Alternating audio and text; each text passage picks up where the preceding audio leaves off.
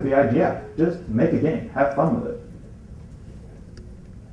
Tiny. This is not pixel art. This is, the guy's head is 5 pixels, but it's sort of based more on being very tiny than actual pixel art. This is Shotgun Ninja, again by Cactus. This game is awesome.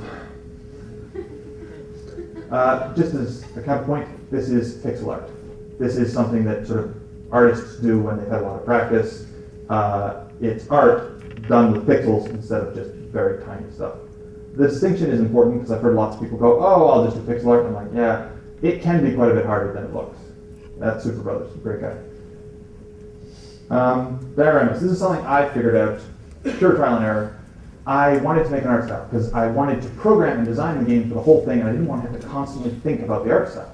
So I made a diorama. Literally, the game didn't have any game underneath. All the RTS units patrolled, the planes flew overhead, and you could move the camera, and that was it.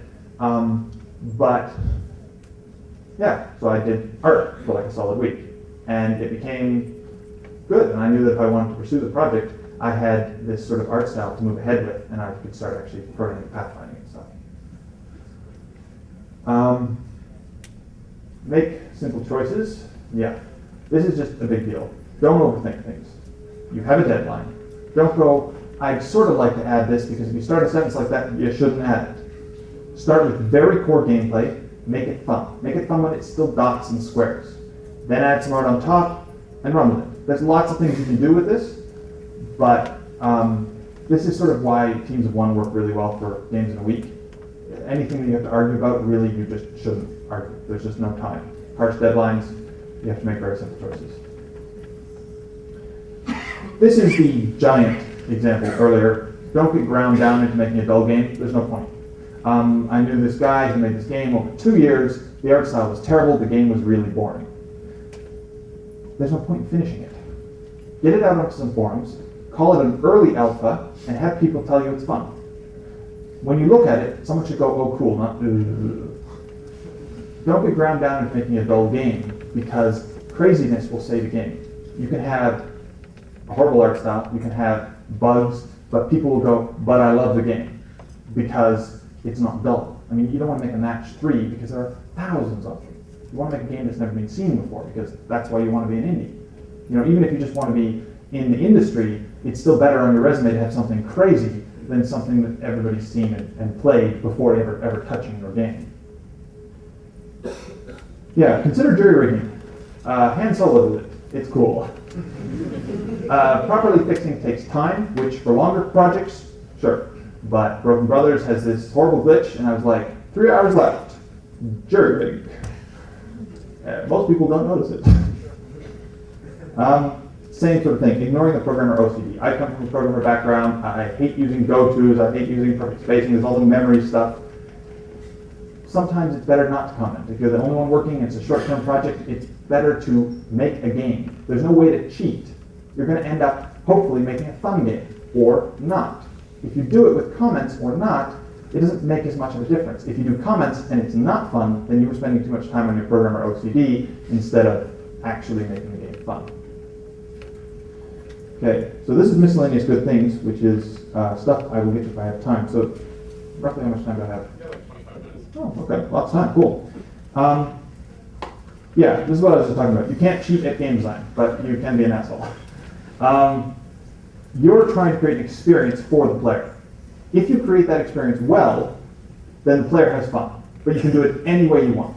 I've seen games that I loved that had no graphics. It was an Xbox 360 controller with Vibrate, and you had to lockpick using the things. And it was just this incredible experience. I was waiting for the vibrations. And that was fun. And then I've seen games with realistic textures that have 6 months put into them, and I can't stomach them. I'm sort of, why did I pay for this, So you can't cheat at game design, so by all means, steal other people's styles. Steal other people's gameplay. Now, I have a rule for this. If you email them up afterwards and say, look, here's what I did, are you okay with it? Then you're good. And basically, my rule isn't what they respond, although I haven't had anyone say no yet. The rule is, if you can send out the email, then you don't feel guilty enough. If you feel too guilty to send out the email, you probably went too far. Demos. Have one. Don't not have one. because this is the same thing. You don't want to screw people into getting your game. You don't want to go, it's not really fun, it just looks good. Please buy the game. You know?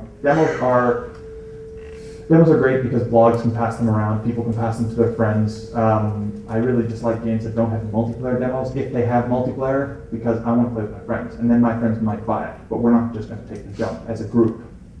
So demos are worth doing, and since they generally are made at the end of the development cycle and you cannot be bothered to add more work to your list, add demos anyway. DRM, I don't use it at all because basically game of the week, my DRM is going to suck badly enough that if somebody wants to take it, they can. Even for my bigger games, I'm not going to use DRM. I had a computer screwed up by Spore, so personally I may be a bit biased. But DRM is good in a general sense if it could work, because I like the idea of artists getting paid for their work.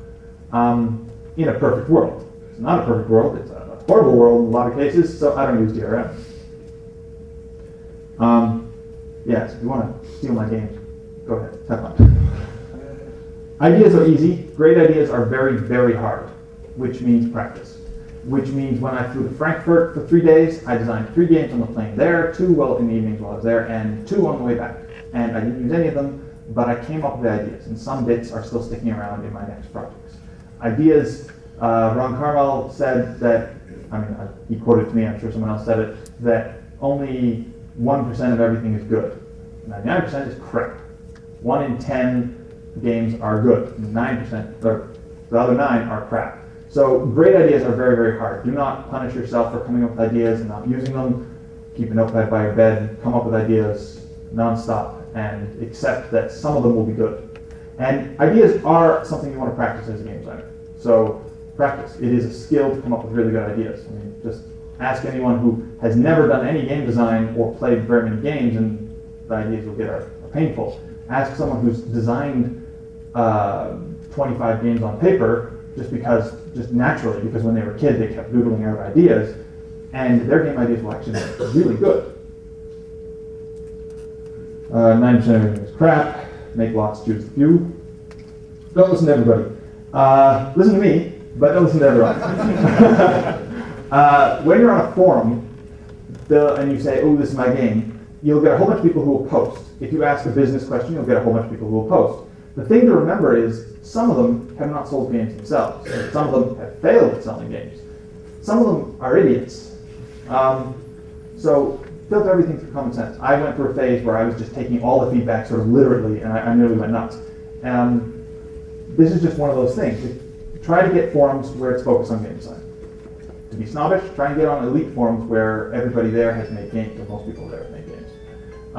This is just because you want to listen to people who give advice from a position of, hey, I made a game, not people who, I failed at making a game. And even their advice can be quite good because they learn from failure. But you get 12-year-olds who are in their basement and who are assholes. Wow, I had that one exactly before, didn't I? Anyway, that's the moral of the story. When you're making a game of the week, make crazy, weird, amazing, fun stuff. Do not make dull stuff. There's no point. It's a week. There's no point in making a platformer unless you really want to practice your programming and art for platforming. That's fine. But if you've got that down pat, don't just make some generic story that I really don't care about. Make it so fucked up that I want to listen to it. If you do what you love, you will work 16 hours a day and wish the day was longer. And I have days like this, and it's really good. I have days where I work, 2 hours and can't really push myself anymore. But as a general rule, the better an idea is, the more work goes into it. And it's just a direct correlation, because the amount I can push myself is less than the amount I can push myself when I really love what we're doing. You get into the zone. It's great. So, to sum it up, if you intend to work on a project for a long time solo, this talk is for you.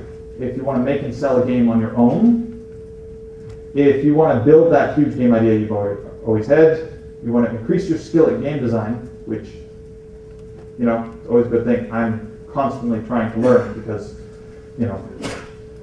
treading water. And if you want to get a job at a larger company, then making a game in 7 days could be quite good. November 15th, actually that just changed earlier, so